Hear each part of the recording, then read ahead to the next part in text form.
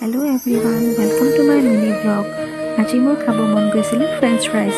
তো তাৰ কাৰণে মই লৈছোঁ 3টা মিডিয়াম চাইজৰ আলু। লৈ মই সেইখিনি জোখত কাটি লৈছোঁ। লৈ পিনে মই সেইখিনি ভালকৈ ড্ৰাই কৰি লৈছোঁ।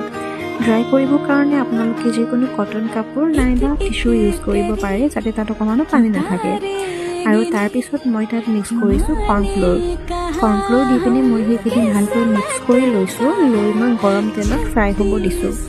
আমি তেতিয়ালৈকে ফ্ৰাই কৰিম যেতিয়ালৈকে তাৰ কালাৰটো অকণমান চেঞ্জ হৈ নাযায়।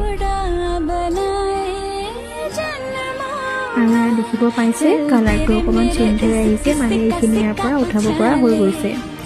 কেনেকুৱা হ'ব নাজানো, যিহেতু ময়ো আজি ফাৰ্ষ্ট টাইম বনাইছোঁ। কালাৰটো হয়তো ইমানো ভাল হোৱা নাই যেনেকৈ ৰেষ্টুৰেণ্টত হয়, বাট ষ্টিল মই ঘৰত বনাইছোঁ। আৰু মই লাষ্টত দিছোঁ ৰেড চিলি পাউডাৰ দি মই সেইখিনি মিক্স কৰি দিছোঁ। আৰু তাৰপিছত মই তাত দিছোঁ টমেটো কেটচআপ। যিয়ে নহওক খাই টেষ্টি আছিলে।